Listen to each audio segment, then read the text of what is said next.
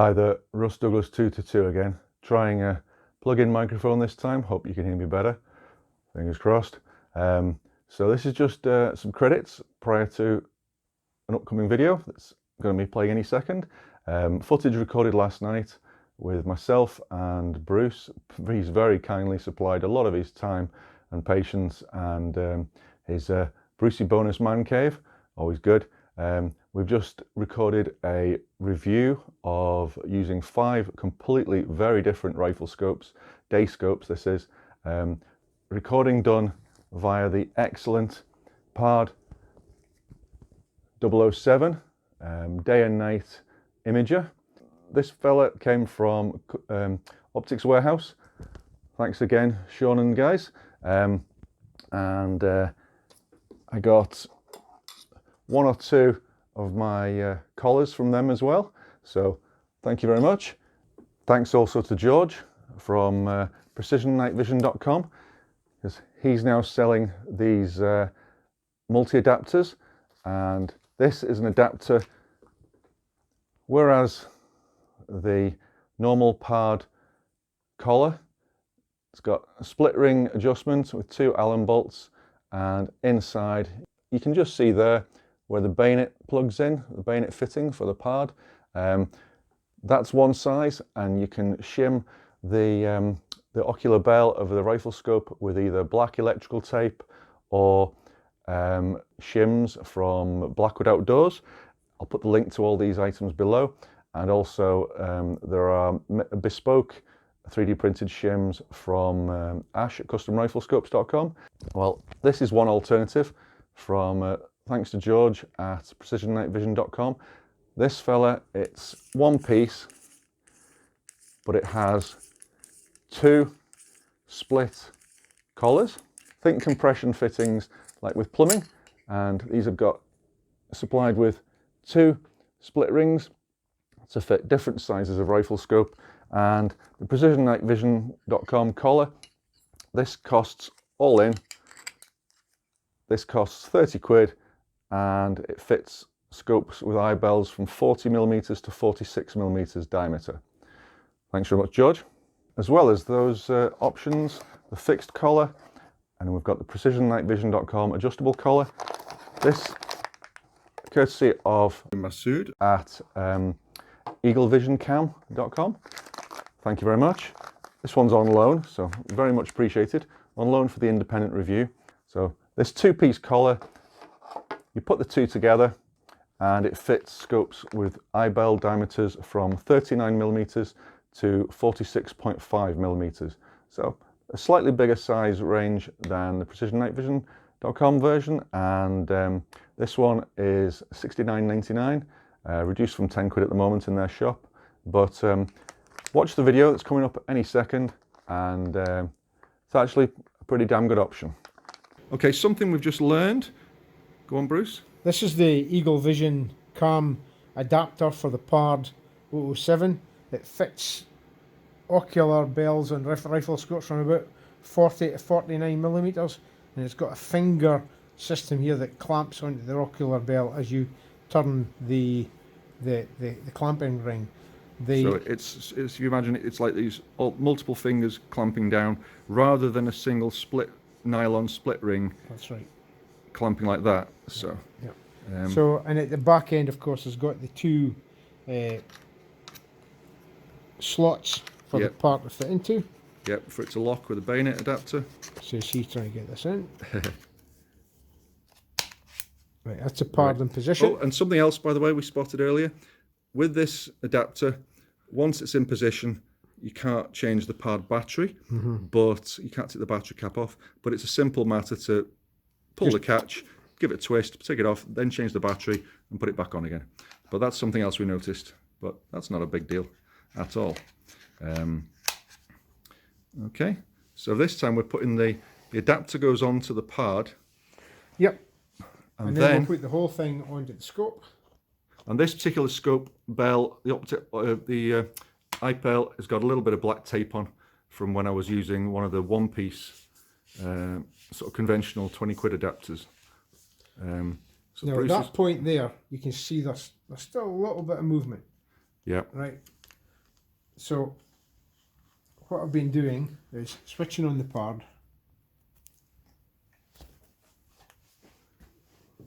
And then to get the reticle centered in the field of view of the PARD, I'm actually just trying to get the reticle on the scope Centered centered in the field of view of the PARD. in the PARD screen, yeah. So what I've been, because the PARD's an imager, obviously its eyepiece is actually a screen.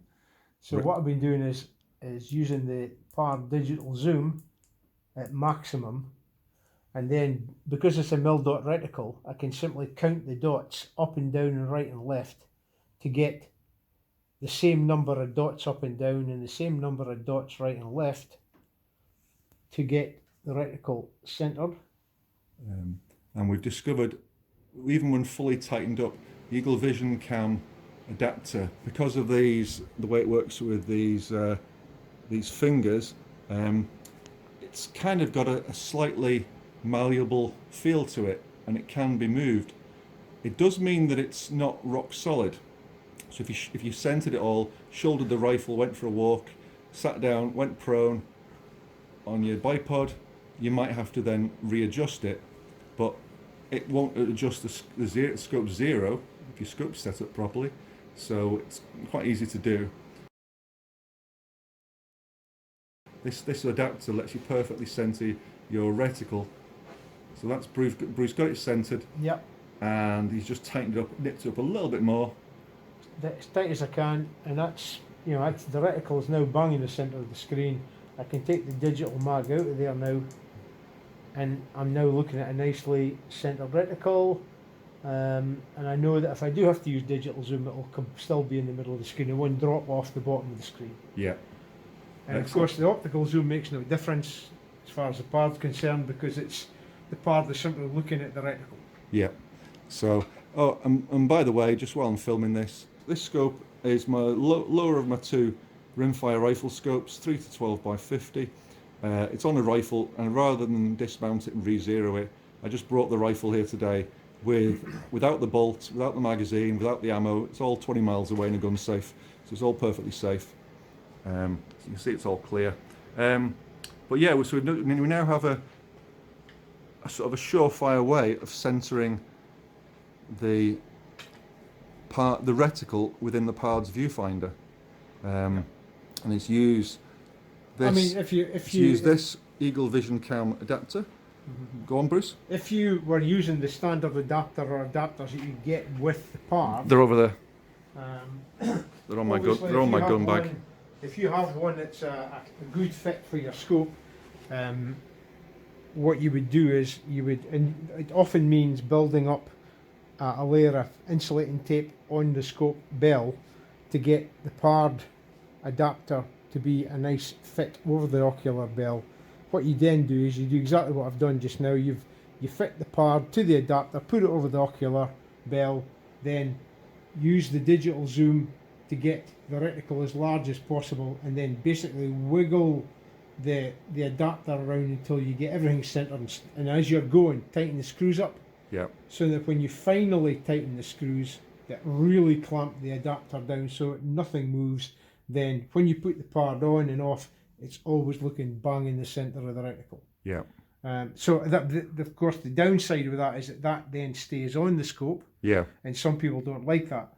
And some people don't want sellotape or don't want electrical tape on the scope. Whereas with the Eagle Cam, I can just take the whole thing off, and although we have got tape on here, we didn't need to have tape on here. No. You could have a scope that doesn't have any tape on the ocular, and when you take this thing off, then the scope looks like the scope's clean. Scope's clean.